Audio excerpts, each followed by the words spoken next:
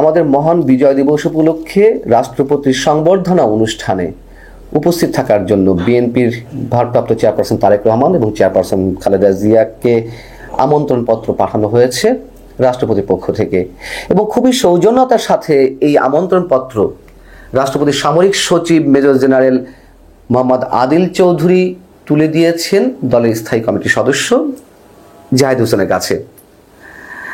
এখন অনেকে বলতে পারেন, প্রশ্ন তুলতে পারেন, যেটি নিয়ে আর আলোচনার কি আছে? খুবই স্বাভাবিক, এখন তো বিএনপি চেয়ারপারসন বা বিএনপি নেতাদেরকে আমন্ত্রণ জানানোই হবে। কিন্তু না, এর সঙ্গে বেশ কয়েকটি বিষয় আলোচনা রয়েছে, এবং প্রথমে যেটি আলোচনাটা ঠিক নয়, আমি ইতিহাসের আর এক নির্মম পরিহাসের কথা মনে করিয়ে দিই। বর্তমানে আমাদের যিনি রাষ্ট্রপতি মোহাম্মদ শাহাবুদ্দিন চুপ্পু, তিনি তো শেখ হাসিনার সবচেয়ে আস্থাভাজন ব্যক্তিদের একজন।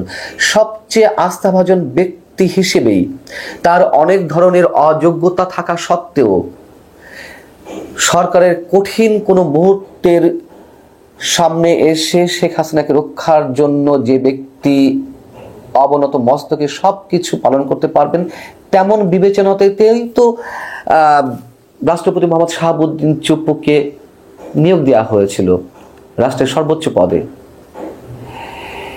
শেখ হাসিনার সেই প্রিয় আস্থাভাজন ব্যক্তি এখন আমন্ত্রণ জানাচ্ছেন, বা তাকে আমন্ত্রণ জানাতে হচ্ছে বিএনপি চেয়ারপারসন খালেদা জিয়াকে এবং তারেক রহমানকে। এটি ইতিহাসের নির্মম পরিহাস। এমন নির্মম পরিহাস শেখ হাসিনার ক্ষেত্রে এর আগেও অনেকবার দেখা গেছে। যেমন কদিন আগেই সেনাকুঞ্জে সশস্ত্র বাহিনী দিবসে বেগম খালেদা জিয়া অতিথি হয়ে গেলেন, তিনিই ছিলেন সেই অনুষ্ঠানের মধ্যমণি, এবং যেই সেনানিবাস এলাকা থেকে খালেদা জিয়াকে বের করে দেওয়া হয়েছিল চরম প্রতিহিংসার জায়গা থেকে, শেখ হাসিনা তাকে বের করে দিয়েছিলেন। খালেদা জিয়া কাঁদতে কাঁদতে বেরিয়েছিলেন। সেই সেনানিবাসে খালেদা জিয়া হয়ে ওঠেন মধ্যমণি, আর শেখ হাসিনা কোথায় রয়েছেন? বাংলাদেশ থেকে কত দূরে অবস্থান করছেন। ঠিক তেমনই আরেকটি ইতিহাসে নির্মম পরিহাস আমরা দেখছি। সেই রাষ্ট্রপতি তাকে আমন্ত্রণ জানিয়েছেন। যাই হোক, কিন্তু রাষ্ট্রপতি আমন্ত্রণ পত্রের সঙ্গে সঙ্গে আমি কয়েকটি প্রশ্ন তুলতে চাই। সেটি হচ্ছে যে তারেক রহমান তো এই মুহূর্তে বিদেশে রয়েছেন, তাহলে তার নামে আমন্ত্রণ পত্র কেন? এটি কি শুধুই সৌজন্যতা, নাকি বিশেষ কোনো কারণ রয়েছে? এটি তো জানা যে তারেক রহমান এই দেশে নেই। তারেক রহমান বেশ কিছু মামলা মাথায় নিয়ে বিদেশে ফেরার জীবনযাপন করছেন। তাহলে তাকে কেন আমন্ত্রণ পত্র পাঠানো হলো? তিনি কি তাহলে 16 ডিসেম্বর আগেই দেশে ফিরছেন? তেমনটি হওয়ার সম্ভাবনা খুবই কম। আচ্ছা, তাও না হয় বুঝলাম যে তাকে সৌজন্যতা খাতিরে তার নামে আমন্ত্রণ পত্র গেছে, তিনি আসতে পারেন আর না পারেন। কিন্তু সবচেয়ে গুরুত্বপূর্ণ প্রশ্নটি যদি তুলি, তিনি তো এখনো পর্যন্ত আদালত কর্তৃক দণ্ডপ্রাপ্ত একজন আসামি।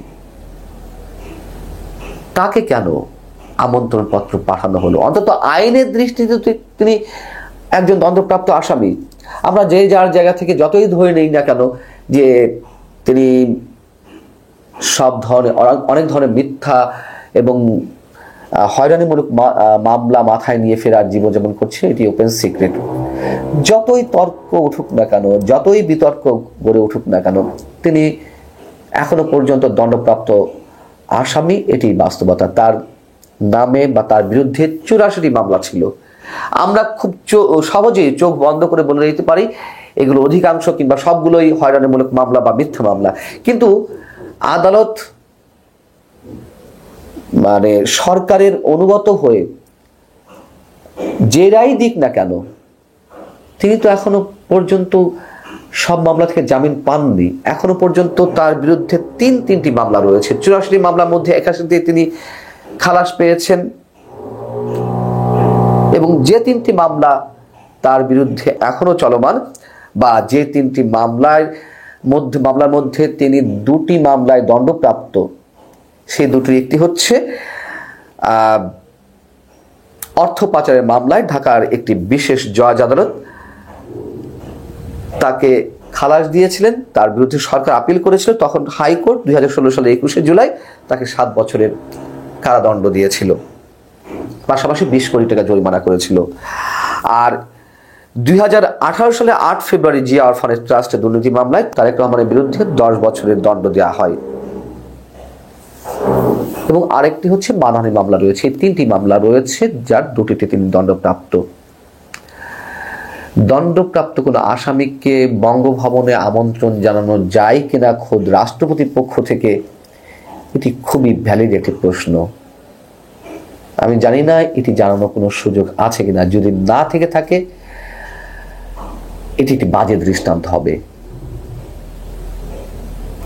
সরকারের ইচ্ছাতেই রাষ্ট্রপতি মোহাম্মদ শাহাবুদ্দিন চুপ্পু সাহেব তাকে আমন্ত্রণ জানিয়েছেন, আমন্ত্রণপত্র পাঠিয়েছেন, এটি চোখ বন্ধ করে বলে দেওয়া যেতে পারে। তাহলে সব ধরনের আইনকে কি সরকার বৃদ্ধাঙ্গুলি দেখাচ্ছে, নাকি প্রতিহিংসার জায়গা থেকে সবকিছু করছে, নাকি বিশেষ কোনো চাপে এগুলো করছে, নাকি লোক দেখানো কাজ করছে? এমন অনেক প্রশ্নই উঠতে পারে। তারেক রহমানকে আমন্ত্রণ না জানালে এমন কোনো বিতর্ক বরং উঠতই না। এই মুহূর্তে একটা ছোট খবর নিয়ে আপনাদের সামনে কথা বলবো। সেটি হচ্ছে যে ভারত থেকে প্রিন্ট হয়ে আসছে মেট্রো রেলের নতুন টিকিট। কি চমৎকার, কি চমৎকার! যে মুহূর্তে ভারত বিরোধিতা তুঙ্গে, ভারতীয় পণ্য বর্জন তুঙ্গে, মুখে বর্জন বলছি কিন্তু বাস্তবতা ভিন্ন, বর্জন করতে পারছি না, ঠিক সেই মুহূর্তে ভারত থেকে মেট্রো রেলের টিকিট প্রিন্ট হয়ে আসছে। মেট্রো রেলের একক যাত্রার টিকিট সংকট দূর করতে 4 লাখ নতুন টিকিট কেনার উদ্যোগ নিয়েছে Dhaka mass transit company limited DMTCL। Japan, Thailand এবং ভারত যৌথভাবে এসব টিকিট সরবরাহ করে থাকে।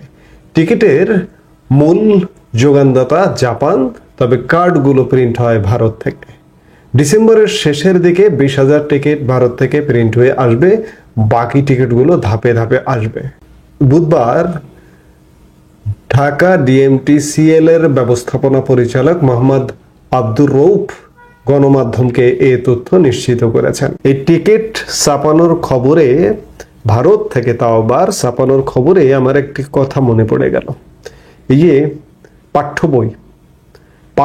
বই ছাপানো নিয়ে এক লেজে গবরে অবস্থার মধ্যে পড়েছে সরকার। দীর্ঘদিন যাবৎ ভারত থেকে পাঠ্য বই ছাপানো হতো একটি উল্লেখযোগ্য সংখ্যক। এবছর শুধুমাত্র ইগোর কারণে ভারতীয় প্রতিষ্ঠানগুলোকে বাদ দিয়েছে, সব দেশীয় প্রতিষ্ঠান দিয়ে ছাপাবে হেডামোলা সরকার এমন সিদ্ধান্ত নিয়েছে। কিন্তু এই ছাপাতে গিয়ে লেজে গোবরে অবস্থা। এবং এই সরকারটি ক্ষমতায় এসেই পাঠ্য বই থেকে একটা বড় ধরনের পরিবর্তন নিয়ে এসছে। মুক্তিযুদ্ধ বিষয়ক যেসব পড়াশোনা ছিল, আমাদের আগামী প্রজন্মকে মুক্তিযুদ্ধের চেতনায় জাগ্রত করবার জন্য, কিংবা বঙ্গবন্ধু, সেই বিষয়গুলো একদম মাইনাস করা হয়েছে। একদিকে মাইনাস, একদিকে এই সিলেবাস পরিবর্তন, আর একদিকে ছাপাখানা, দেশীয় ছাপাখানায় ছাপানো। দেশীয় ছাপাখানা যদি ছাপানো যায় তাহলে তো ভালো কথা। দেশীয় পণ্য, দেশীয় ছাপাখানা, আমরা হই ধন্য। কিন্তু আমার সক্ষমতা আছে কিনা এটিও তো ভাবতে হবে। এই যার কারণে যেটি হতে চলেছে, যে পাঠ্য বই এবছর মানে 2025 সালের পাঠ্য বই পেতে 3 মাসেও পাওয়া যাবে কিনা সে ব্যাপারে সন্দেহ আছে। কারণ আজকে ডিসেম্বরের 12 তারিখে কথা বলছি। এখন পর্যন্ত খবর যেটি জানা যাচ্ছে যে 90% পাণ্ডুলিপি ছাপাখানায় পৌঁছেনি। প্রতি বছর যে বই উৎসব হয় জানুয়ারি মাসের 1 তারিখে, সেই বই উৎসব এবার হবে না।